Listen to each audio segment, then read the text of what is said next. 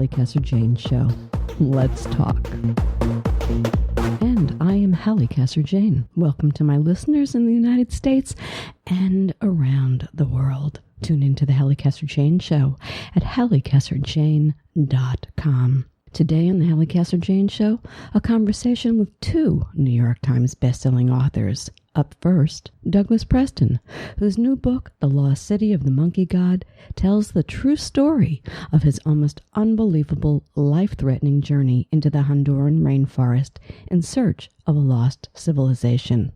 And in our second half hour, a conversation with Christina Kline. On the heels of the success of Orphan Train, she returns to the literary stage with her new novel, the haunting, evocative A Piece of the World, in which she turns her attention to another little-known part of America's history, the story of Christina Olson, the complex woman and real-life muse Andrew Wyeth portrayed in his 1948 masterpiece Christina's World. So let's get to it. Since the days of conquistador Hernan Cortes, rumors have circulated about an ancient white city of immense wealth hidden in the Honduran interior. Indigenous tribes spoke of ancestors who had fled there to escape the Spanish, warning that anyone who disturbs this sacred city will fall ill and die. Myths of treasure and every imaginable curse run rampant. But the fact that the city existed somewhere out in the jungles was widely accepted by Hondurans. One day, writer Douglas Preston stumbled upon the story. Not long after, in 2015, Preston climbed aboard a rickety single-engine plane carrying a LiDAR machine, an expensive laser technology on loan from NASA that would map the terrain under the dense rainforest canopy that revealed for the first time an unmistakable image of a sprawling metropolis, tantalizing proof of not just the mythical city, but an entire lost civilization. The Lost City of the Monkey God, A True Story, is #1 New York Times bestselling author Douglas Preston's almost unbelievable, danger-filled narrative about the incredible discovery and the life-threatening events that followed his expedition. Let's talk. I wanted to start by saying to you that I have to admit that I am just pea green with envy. Do you hear me? What an adventure. What a story. And I wish I'd been there with you. But thanks to the book, I am, right? It's the next best thing. So we begin with this. I knew about it, but I don't know how many people do, that this started with your hearing about the myth of the White City, La Ciudad Blanca, what the expedition would call T1. The ruins were first, identified in May 2012, is that correct? During an aerial survey? Give us some background on this. Well, that's exactly right. The legend existed for a long time, hundreds of years actually. A Ciudad Blanca, the White City, sometimes called the Lost City of the Monkey God.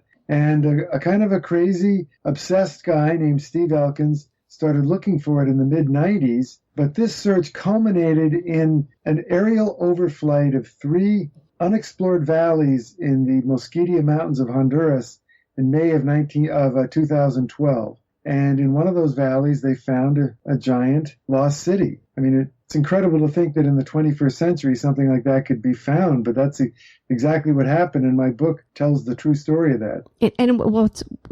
Unless you've been around or have seen pictures of the rainforest, you can't imagine the density that we're talking about, that this was under to be able to find. The team that was set together, how did you all get together? Well, it was a team assembled by Steve, actually he's a filmmaker looking for this lost city, but the principals on the team were geoengineers from the University of Houston who worked at the National Center for Airborne Laser Mapping. And they had an airplane with $1 million LiDAR machine on it. And this machine it fires 125,000 laser pulses into the canopy a second, and then measures the reflections of the light from the leaves and so forth. And it turns out that even in the densest jungle, there's some holes in those leaves, and few beams reach the ground and bounce back up. And so using software, they're able to remove the forest and just map the ground points, and that's how they are able to see underneath this thickest jungle in the world. Absolutely fascinating. Why is it called the City of the Monkey God, or the White City for that matter? Well, there are many legends and stories about that.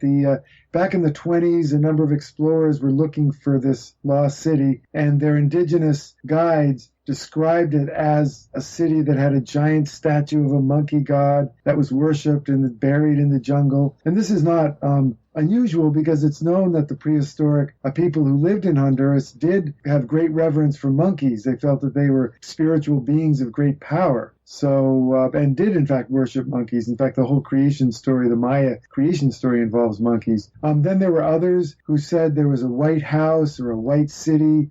Its crumbling white walls were glimpsed above the jungle foliage that no one, people had heard about, but no one could find it. So all these legends kind of got rolled up into one story about this lost city, and somewhere in these mountains of Mosquitia in Honduras. I have to say two things. Number one is just listening to you.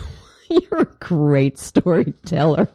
I mean, really, I just love the way you tell that just now. You had me completely, on you, totally. Here's something, though. This is more than, or it became more than just a city. We are talking about a lost civilization. I think, isn't that where y'all got to eventually? That's exactly right. The legend of the lost city was really a metaphor for this entire lost civilization, which had many cities in this jungle area. And this is one of the most unknown and mysterious civilizations in all of the Americas. And they're right next door to the Maya, which is probably the best known. And they themselves were not Maya, but they built pyramids, they laid out their cities like the Maya, and they apparently played the famous Mesoamerican ball game. So who these people were, where they came from and where they went, why they disappeared, are some of the greatest questions now in Central American archaeology. It is fascinating, and it is ongoing.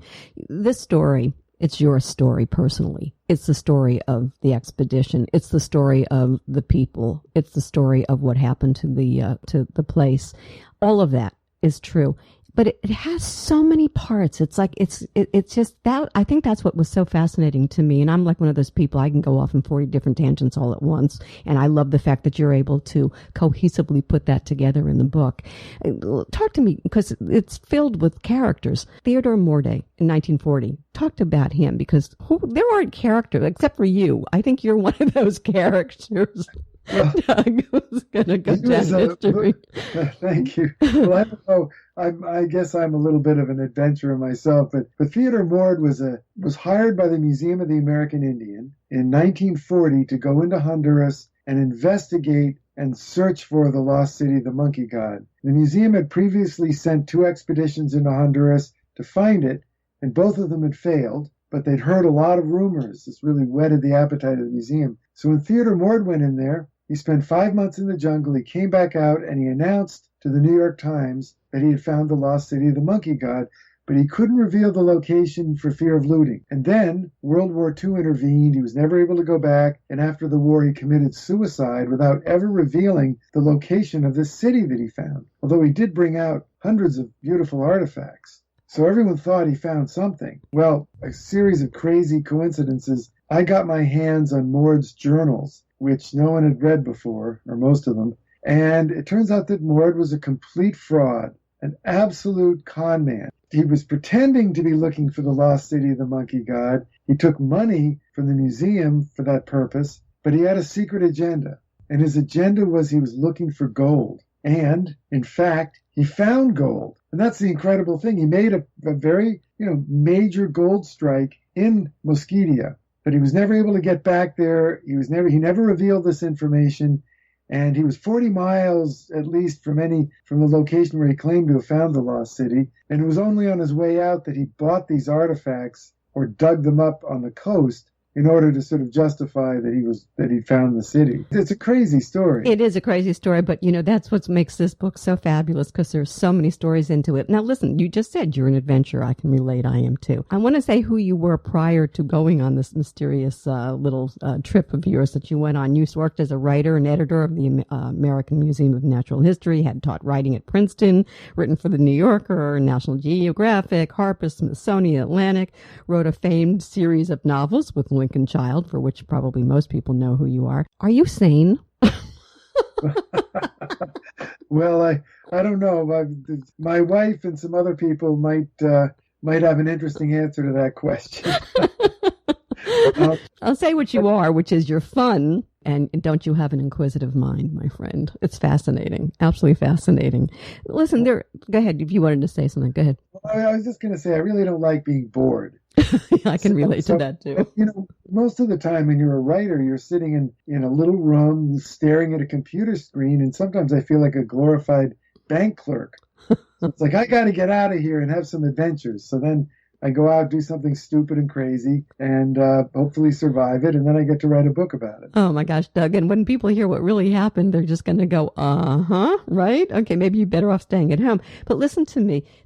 There's such, like I said, here you go into this thing, though, and we have to get serious about it because look what you're up against. You're up against a mean climate. You are up against bugs, animals, snakes, drug lords.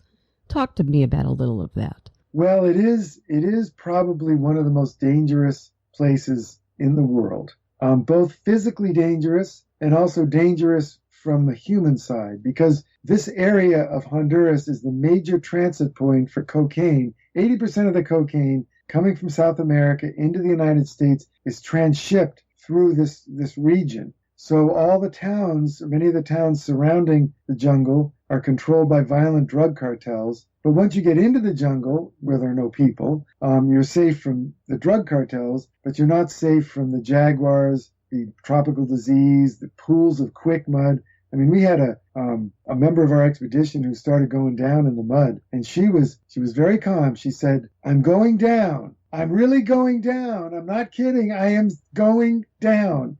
And here she was sinking, and the bubbles were coming up. It looked just like something out of a really bad movie. And she had to be hauled out. I mean, she would have literally gone under this mud. It was something else. And then, the first night we were there, our camp was invaded by a giant fer-de-lance snake, which is the most poisonous snake in all of the New World. And one of our jungle logistics experts tried to move it, but the snake fought so vigorously that he had to kill it. I mean, it was a scene it was a horror scene with venom spraying through the night air and the snake striking everywhere. And even after he cut the snake's head off, the head continued to snap and spew venom, and the headless snake tried to crawl off. It was a terrible scene. So are you like, you find yourself in this, okay? And we'll talk more about some of the more gruesome things that occurred. And I don't want to just wax over this fer-de-lance snake, because there are pictures on the web. I did go, you mentioned it in the book,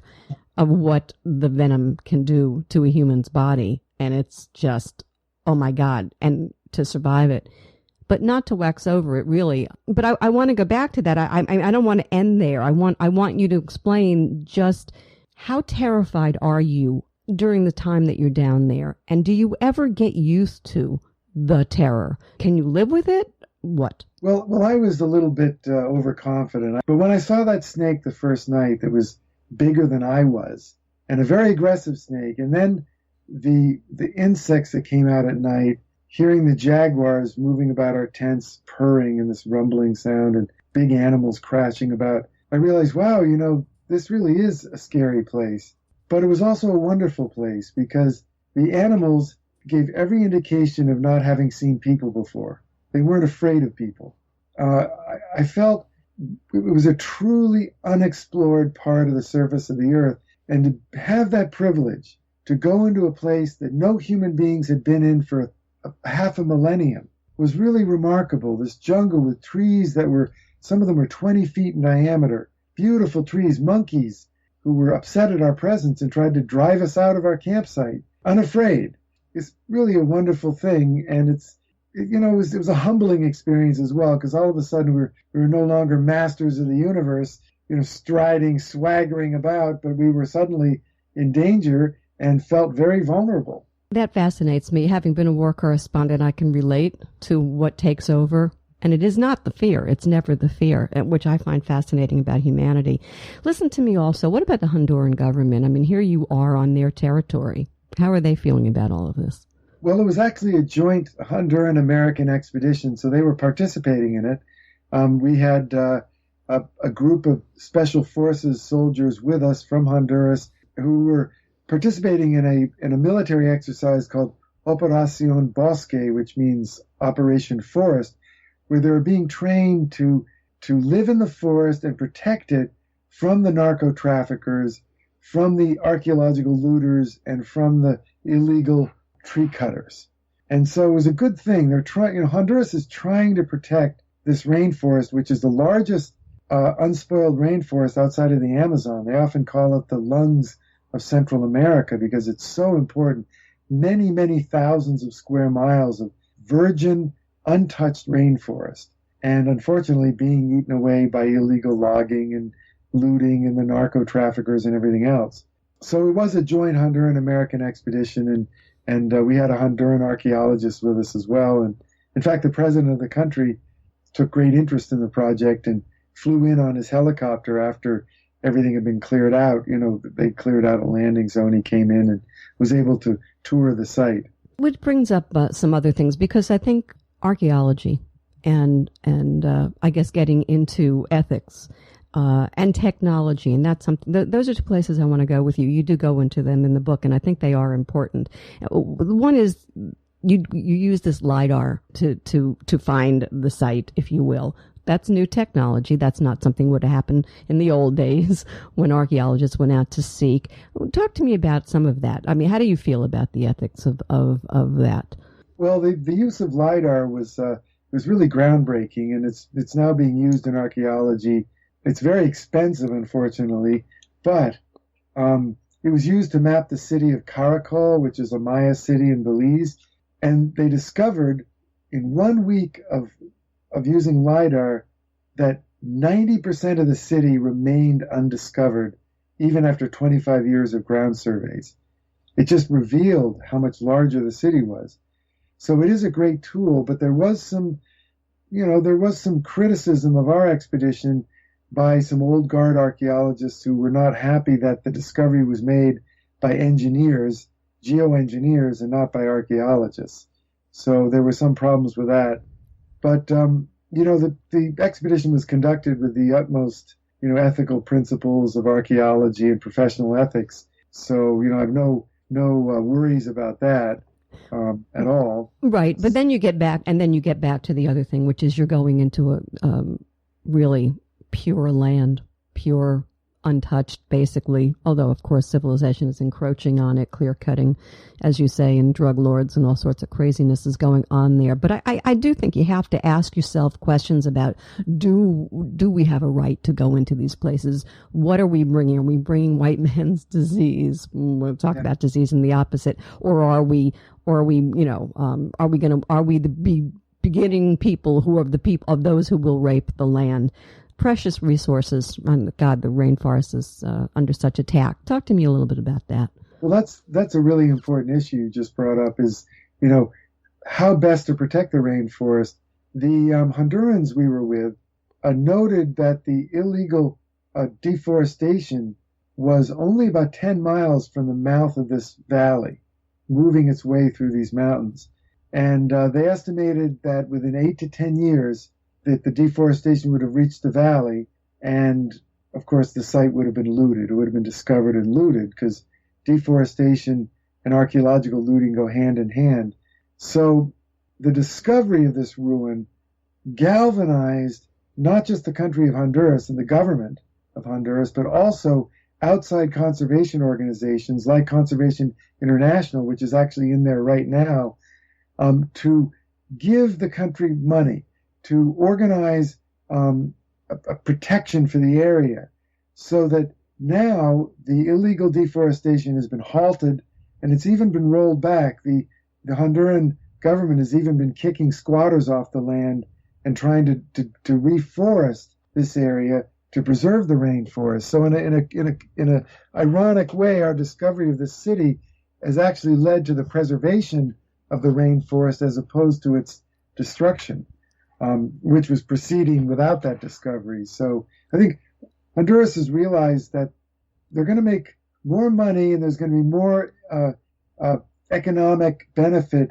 by keeping the rainforest intact and these ruins intact than by just letting illegal loggers come in and cut the trees and just letting the narco traffickers run amok in this area, which is very difficult to patrol, from a police point of view or military point of view. So it all works out to its rightful end, hopefully. Another thing before we go into this a little bit deeper, I want to talk to you about danger. Another point you raise begs the questions: what's acceptable in the level of danger one might expose him or his companions to in a thing like this? And what about that? I do think that's worth talking about. Well, it is. I think the chief archaeologist on our expedition, the American Chris Fisher, we all went into this valley knowing that there were serious tropical diseases in the valley. But it turns out that the valley is actually a terrible hot zone of tropical disease, much more than you would think.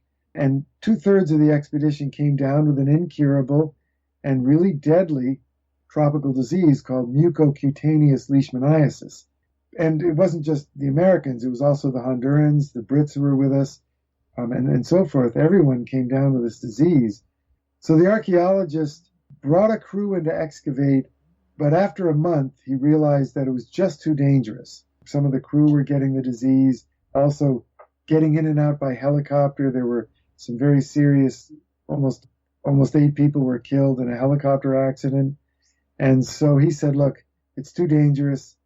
I'm not going to direct excavations here anymore. It's not fair to bring people in here under these conditions. But the Hondurans have continued to excavate, and they're taking maybe more risks than the Americans were willing to take. And they're training a whole generation of archaeologists to work in this environment. So let's get back to this mucocutaneous leishmaniasis.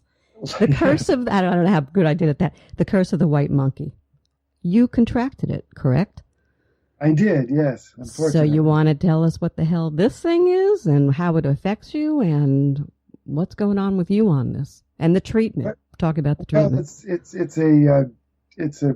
it's a parasite. It's a single-celled animal, which eats your flesh. It gets into your skin and it migrates to your face. And I probably shouldn't go into the details because your listeners are going to have their dinner ruined or their appetite ruined. But it's a really dangerous disease, and it's not really curable, but it is treatable. So because the valley was so hot, and this presented a very interesting medical mystery, the National Institutes of Health, which is the premier medical research agency of our government, enrolled all of us in a research study. And as part of that, we got free treatment.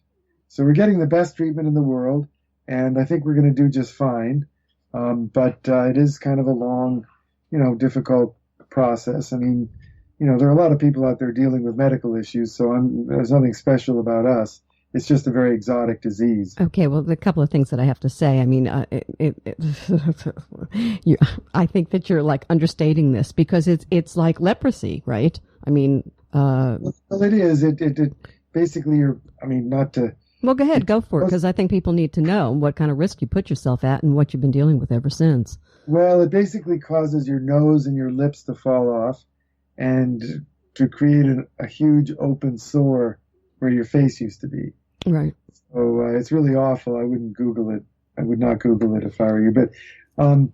But the treatment will prevent that from happening. So hopefully. So unfortunately, the treatment itself is very rigorous. It's drugs that are very toxic themselves, so they make you feel pretty awful. It's a bit like chemotherapy, actually, although your hair doesn't fall out, but it makes you feel like you're just really sick for a couple of weeks.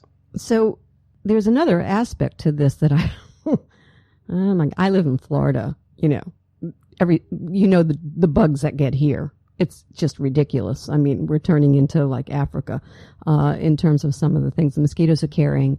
This actually is traveling as well. It's hit places like Oklahoma and Texas. Am I correct? That's right. Leishmaniasis has just entered the United States in the last 10 or 20 years because of the global climate change. And it entered Texas. It crossed Texas. There's some cases in the Dallas-Fort Worth area, in Oklahoma, and it's almost at the Arkansas border. And it's the type of leishmaniasis that's traveling northward is much less dangerous than the kind that we got, but it's still horribly disfiguring. It leaves huge scars on you. Even if you're cured, you're scarred for life. So it's a very serious thing, and they've done studies that show that with global warming, even in the best case scenario, that the leishmaniasis is going to cross the United States and reach southern Canada by the year 2080. What a lovely thought. Are the pharmaceutical companies working diligently to come up with cures for this? Well, not really. The problem is it's a tropical disease that mostly affects poor people, so there's no economic incentive for the pharmaceutical companies to really do anything. However, the NIH has the premier laboratory of studying leishmaniasis in the world. They've got rats that are infected with it, and they're breeding sandflies because the disease is transmitted not by mosquitoes but by sandflies, breeding sandflies and studying the disease and maybe coming up with a vaccine. Wouldn't that be something? You've had a recurrence, right? Am I right? I have, yeah. It just doesn't want to go away with me. My doctor is monitoring it. I'll be fine, I'm sure, in the end, but it's a very stubborn disease. I have a good immune system, but this is a very clever disease because it basically co-opts your immune system into reproducing. So your white blood cells attack this parasite, swallow it, but then the parasite takes over the white blood cell and multiplies inside it until it bursts, and more parasites come out, and then more white blood cells come to swallow them, and it's just this really bad kind of vicious cycle. Oh, God, it's just awful. Listen, here you are. Unbelievable expedition. Unbelievable book, by the way. Everybody's got to read this book. I mean, it's just, you can't put it down. It's, I'm under the covers with a flashlight, trying not to disturb to read it, because that's how good it was. But I have to say to you, what do you think was the most important thing that was discovered with this? I mean, what's the impact on this in the long term for humanity? Well, from an archaeological point of view, we discovered a cache of objects at the base of the pyramid, the central pyramid, that had been left there, and it was so amazing. We just the heads, just the tops of the sculptures were peeking above the ground. Jaguars and snake heads and vultures and all kinds of animals, along with stone thrones or seats of power. Hundreds of them, hundreds of these sculptures left at the base of the pyramid, all at the same time when the city was abandoned. And so the huge mystery is, well, why did they leave everything here? Why did they abandon the city and just walk away? And when they excavated that cache of objects, they found over 500 of them. They realized that what had happened. They realized the tragedy that had struck the city, and why 90% of the people died and the 10% left. And again, no big surprise here. It was disease. A disease laid the city low and destroyed it. And the excavation revealed that whole process of abandoning the city. Fascinating. Also this. So you've been through it on a number of levels. So, you got to ask you, Doug, if you had it to do over again, would you? I would. I would do it over again. I've done a lot of dangerous things in my life as a journalist. I've done a lot of stupid things, I guess you might say. And I mean, if leishmaniasis is the worst that's going to happen to me, I think I'm pretty lucky. Because, I could have gotten blown up by a landmine in Cambodia or all kinds of other things that I've done. And it was an incredible experience. It was amazing to actually be the first human beings to walk into a lost city that has just sat there for 500 years in the rainforest. Beautiful experience. I've been speaking with Douglas Preston, author of The Lost City of the Monkey God, A True Story. For more about the project, Google National Geographic. And you can find out more about Doug Preston at PrestonChild.com. You are listening to the Halli Casser-Jayne Show. My guests today are New York Times bestselling author of The Lost City of the Monkey God, Douglas Preston, and New York Times bestselling author of A Piece of the World, Christina Baker Kline. Tune in to the Halli Casser-Jayne Show at hallicasserjayne.com. A message from the American Podcast Council. Hey, everybody, gather around the piano. All right. Hey, what you listening to? Podcast. How can I listen to podcast? Here, let me show you real fast. It's easier than baking a cake. Well, I should hope so. Hey, you know there's nothing on earth like a genuine, bona fide, electrified three-part podcast? Yeah. That's right. And it seems today, in our troubled world, most people don't know what a podcast is. No. It's true, but you know. Got one in your ear right now. Sure do. So please, help me out. Show your friends and neighbors how to cast a pod. Okay. Then tell the world about your favorite show using hashtag tripod. That's TRYPOD with a capital T and that rhymes with P, and you know what that stands for. Podcast. Hashtag tripod. That's TRY pod. And we are back, and you were listening to the Halli Casser-Jayne Show. My guests today are authors Douglas Preston and Christina Baker Kline. Writer Christina Baker Kline was born in Cambridge, England, and raised there, as well as in the American South and Bangor, Maine. A graduate of Yale, Cambridge, and the University of Virginia, she's best known for her beloved 2013 novel, Orphan Train, on the New York Times bestseller list for more than 2 years. She's authored 4 other novels, and her writing has appeared in the New York Times, the San Francisco Chronicle, and Psychology Today.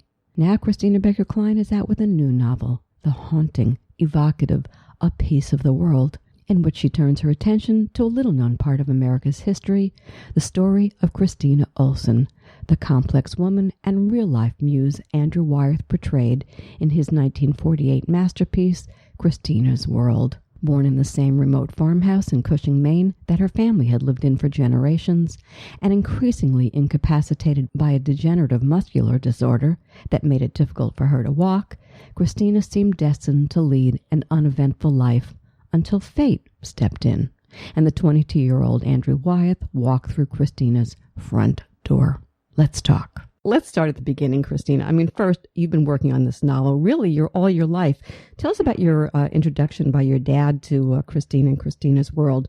I mean, really, you and Christina have been living together for quite some time, haven't you? That's such an interesting way to put it. It is true. I think in some ways when you're a novelist, things happen to you in your life and you absorb them. And when you're working on a new idea, things will come back to you, as it did with this book, and you have a whole new experience of it, and you realize, oh my goodness, I have all this material that I didn't even realize I had.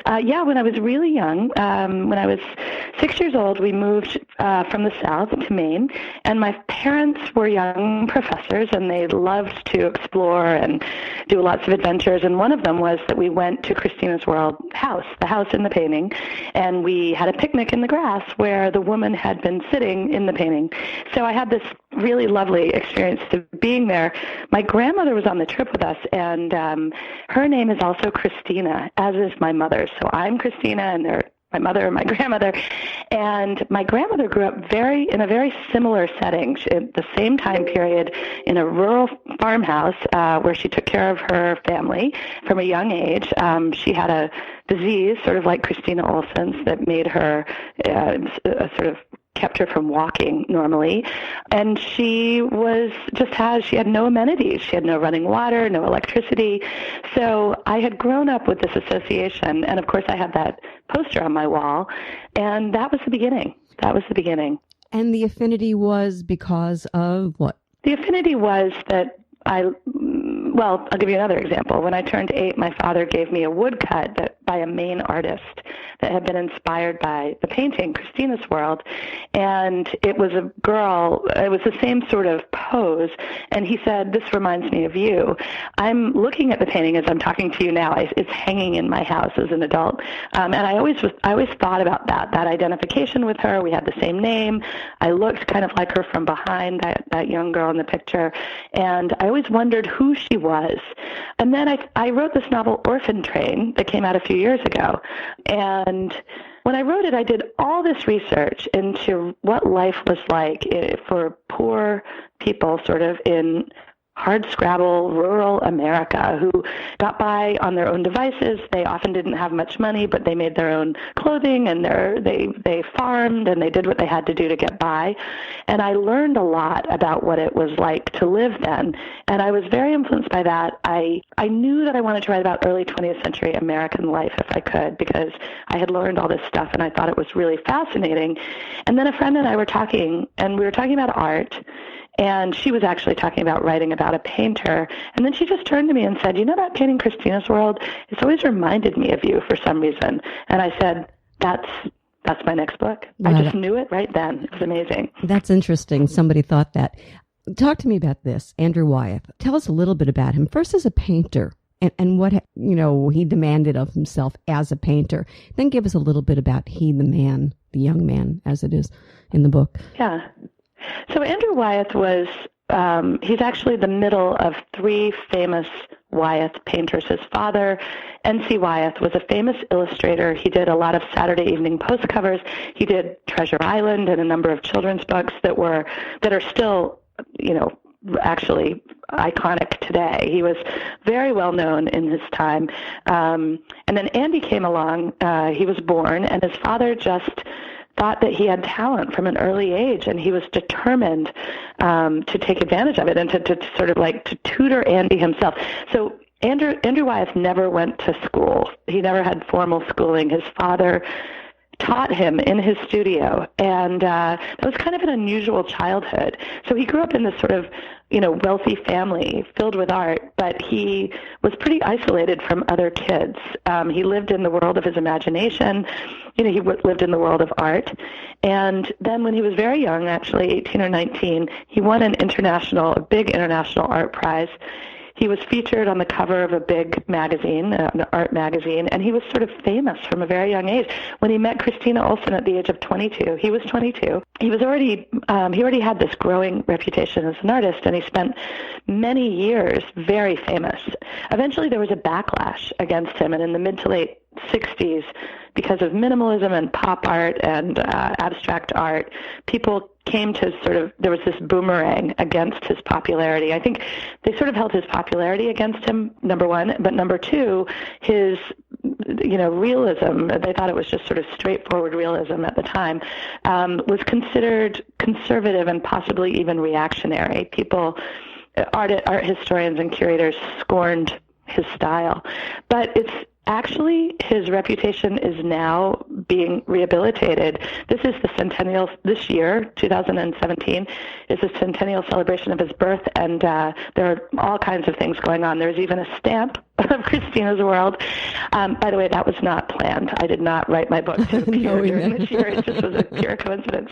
But it's kind of amazing to see what art historians and curators have to say about Andrew Wyeth today, which is that he wasn't exactly a realist painter. It's what they call metaphoric realism. It's got an edge of surrealism. All of his work has this undercurrent that is very strange.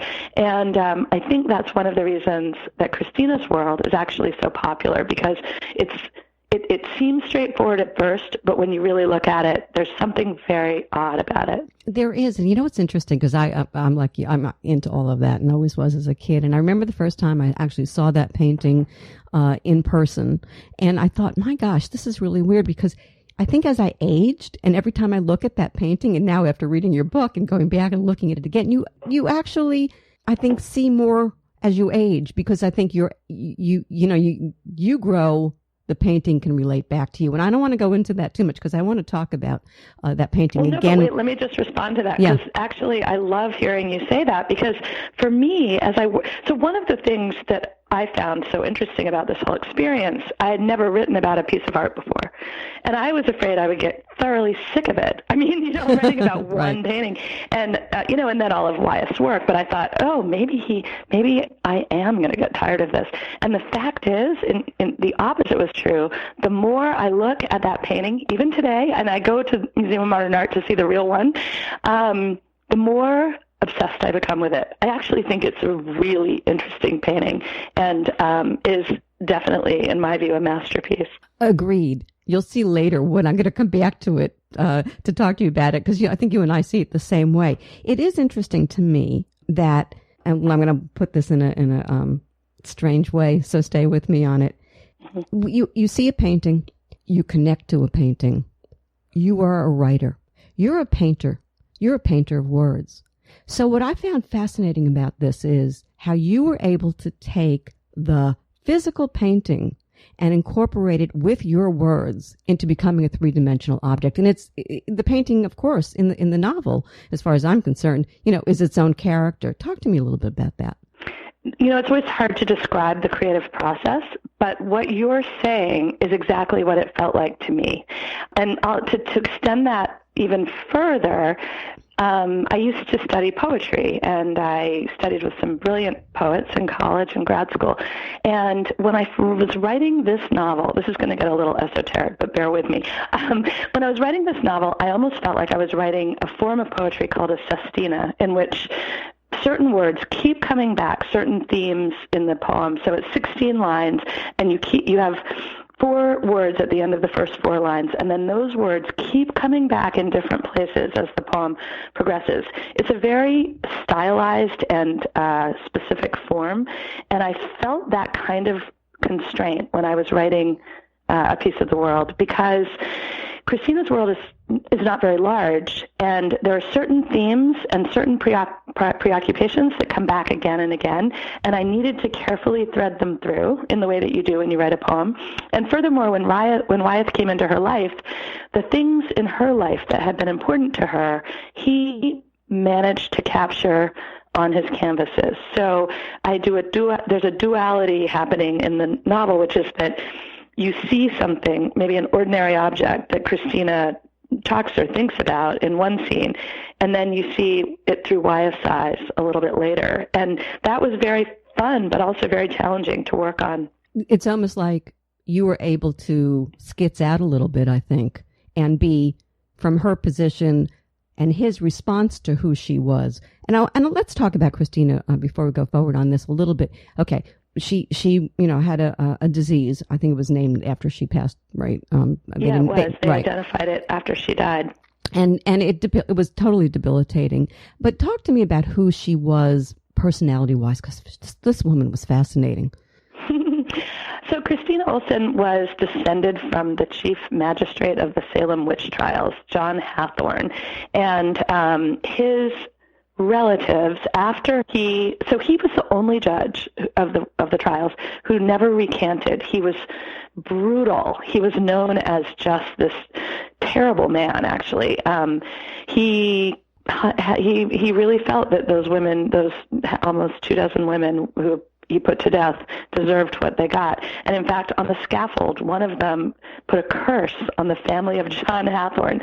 And the reason I tell you this is that then, a few years later, his reputation was so notorious that a lot of his relatives fled Salem. 3 of them went to Maine in the middle of winter, built 3 log cabins on a point, and one of those log cabins became the house in the painting, Christina's World. And her family, the Hathorne family, lived there from that day forward until she was born and then died in that house. So they lived with ghosts and witches. That was the idea. Christina's grandmother used to keep the door open between the shed and the kitchen so that the witches come and go, she said. And, Christina lived similarly. So I'm telling you that because it sort of informed her character. She was incredibly smart. She was thwarted at every turn. She was taken out of school at the age of 12, even though the local school teacher had begged her father to let Christina continue so that she could take over the schoolhouse. He said that she was needed on the farm. He took her out of school. And, and then she had this terrible degenerative ailment that was a little bit like MS that no one could diagnose, and it was really painful.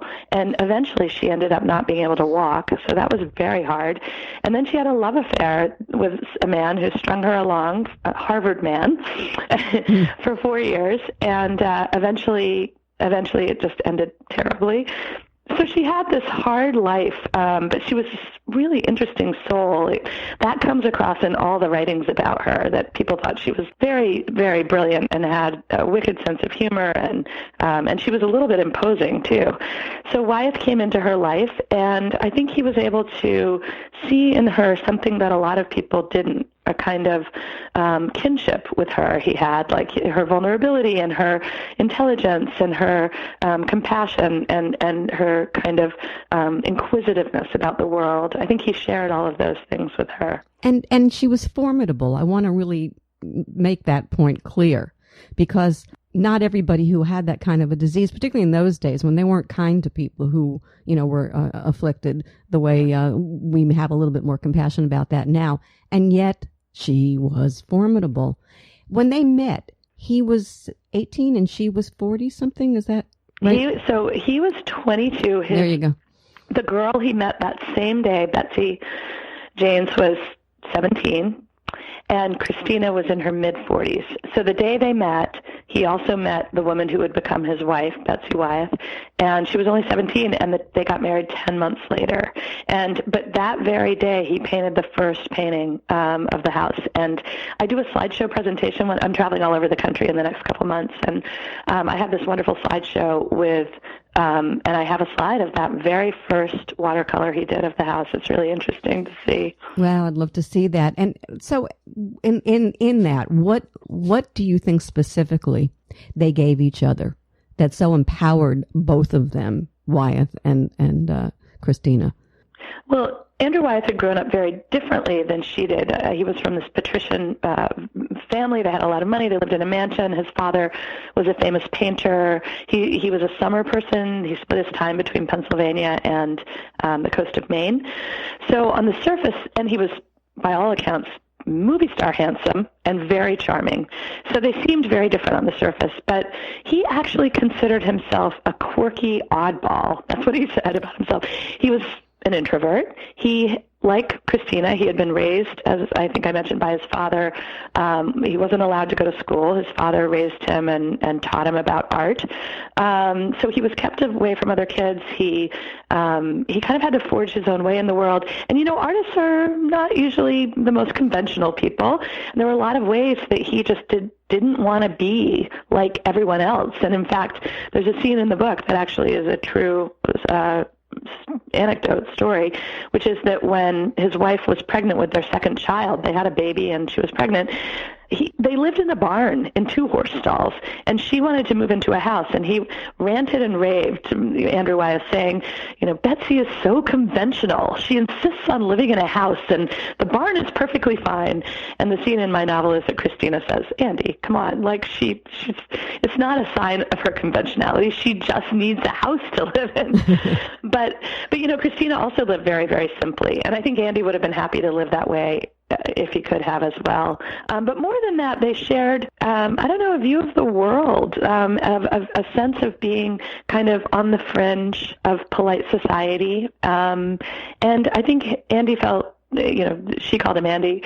I think he felt very much at home in her house, and he came and go as he pleased. He just would row over from Port Clyde, which is where he lived in the summers, and walk up the big field and walk in the front door without knocking and paint all day long and row home that night. And he did that every day for about 30 years in the summers. It's really interesting because there's so much irony in this book. He's a painter. It's all visual. He sees with his eyes, right? And she lives in this interesting landscape, which we're going to talk about in a second. But to me, you can't judge a book by its cover, because it was the internal of both of them that made them have this extraordinary relationship, and had nothing to do with the external whatsoever on either part. Yeah, that's a lovely way to put it. And what I wanted to get at in the book, and I think if I have been successful, I think the reader comes away with this. This is what I wanted to get at, what you just said, which is Christina saw herself differently than she appeared to others, and people would judge her by her external appearance right away, that she couldn't walk and she seemed helpless in some way. And I think she had a much more youthful vision of who she was, a much more vibrant vision, and he captured that in that painting. Something else that you say, this is a Rorschach test, Christina's world, but I think your book is too. Not just, okay, because because I think it's who we are is what we take from it. I mean, this is a haunting, beautifully written book. I have to tell you that. But even saying that, where the specifics are that you lay down as far as character development and story plot, etc., you still, I still think that it is a Rorschach test, and how people perceive it is going to be how, in a sense, they perceive themselves and how sensitive they are to these two characters. That's interesting. I think you're right. And reviews are just starting to come in, so I'm just getting to see people's responses to it. I just got a really good review from a literary, reviewer named Jesse Kornblith, and he said he was impatient at the beginning. He didn't really care about her childhood, but then he became obsessed, later on in the book. And I felt that those early scenes were really important to kind of set up who she was. How she developed over those early years really affected the rest of her life. But I think people will, as you say, bring their own stuff to it and have their own responses to it based on how they move through the world. Yeah, I happen to disagree with him on that. I don't think that you could have written the end if you didn't do the beginning in this particular story. I think I think it just was empowering. She embodies all that is distinctly American. You say that at the end of the book, and I agree with that incredibly. You want to expand on that a little bit? Yeah, I mean, I think that one reason that this painting has hit a nerve and is in my view, well, not only in my view, art historians say that it's sort of to be considered with Grant Wood's American Gothic, the couple standing there with the pitchfork, and with Whistler's Mother, which is by James Whistler, a woman in profile, and some works by Thomas Akins and by Edward Hopper. But I think it's in part because Christina embodies this sense of kind of rugged individualism and quiet strength and perseverance. There's something, too, about the house and the sort of brutality, the brutal beauty, I would say, of that landscape, that you look at the house on the hill and it doesn't look like an easy life, but it actually, I think, is quite enticing and inviting. And the more you look at it, the more you want to know what it is. The photographer, Cindy Sherman, had an exhibit where she always photographs herself, and she's sort of an avant-garde photographer. She does this amazing work. One of her photographs is of her imagining herself as Christina, turning her head toward the viewer. And that's kind of what this novel is. It's Christina turning her head and looking at us and showing us who she really is. Oh, I love that. That's beautifully said. This takes place in Maine. You spent a lot of your childhood in Maine and still do. The landscape is it's critical to the book, obviously. It's another character in the book. It's interesting to me, I've looked at a lot of his paintings, of the versions, if you will, of this painting online. It's interesting because the color changes, right? But there's a tonality to the work, regardless of which version you're looking at or what your color spectrum is on your own personal computer when you're doing it that way. And I want to know what that color did for you as the writer, how that affected what tones you used in the telling of the story, literally in terms of color. I mean, really, like when you look at Wyeth, he's pretty consistent. A lot of his colors are consistent. He drained his canvases of color. His wife, Betsy, who, as I say, was quite young when they met, was very early on a big influence. She believed that if he used starker images and used grays and browns and blacks and whites and less vivid colors the way his father had, he would be taken more seriously and his work would have more resonance. And I actually think there's a lot to be said for that. The cover of my novel is fairly vivid, and I like it, but I was surprised when I saw the final version because it was supposed to be more washed out, and I still want it to be. And the next printing, I've asked them to pull back on one of the washes of blue because it's just that bleached kind of feeling that you have, that when you look at Wyeth's work, you see, I think I said he called things, sun bleached and storm rubbed, that feeling of old wood and, dry grasses. I really wanted to convey that in the cover, and I think they do a lovely job of it. I just want it to be a little bit lighter than it is. But the patina is in the book. I just want you to know that. So you did. Oh, well, that's great. So you did a great job. You really, really did. Listen, I do have a question for you. You write historical fiction, and I'm curious about why you choose to write historical fiction and not write fact. And not write nonfiction. Well, I guess there you go. One is I thought the way you were going to go is why don't you just write contemporary fiction? No. And I have this is my sixth novel, and let's see, four of them are kind of set in the present mostly, and even Orphan Train, 2/3 of that book takes place in the present day. I am a novelist. I'm not interested in writing a nonfiction book about Christina Olsen. I wanted to get under the surface. I wanted to, I suppose, to speculate about what she would have felt. To me, fiction is often truer than nonfiction, in part because you can put yourself in someone's place. And my hope was that at the end of this novel, the reader would really feel that he or she understood Christina on a level that you might not have expected to when you started the book, that you know her motivations, that you understand how it felt to be her. And it's harder to convey that in a nonfiction book. In some ways, this novel is kind of a philosophical meditation on what it means to be alive more than a novel. It really is sort of her life view and Andrew Wyeth's influence on that, the way they both saw the world. At the end of the book, there's a line that the title comes from, which was, Christina says, "This may only be a small piece of the world, but it's the entire world to me." And I wanted to show that world in microcosm. You did a great job, considering the burden she was born to bear, and God knows they were heavy, and the landscape that was her life. Isn't there great irony in the fact that Christina became Wyeth's muse? That the stricken child, the daughter of such solitary landscape, became such an iconic figure who lives on. Isn't that just... Yeah, I mean, it's such a wonderful thing. There are other iconic paintings that are similar in that way. Like Girl with a Pearl Earring, for example, was about a simple peasant girl who got elevated to this great position. Mona Lisa even, right? Mm-hmm. But sure, Christina led a quiet, anonymous life, and it's sort of a miracle that she's immortalized like this, and that people will be looking at her for generations to come.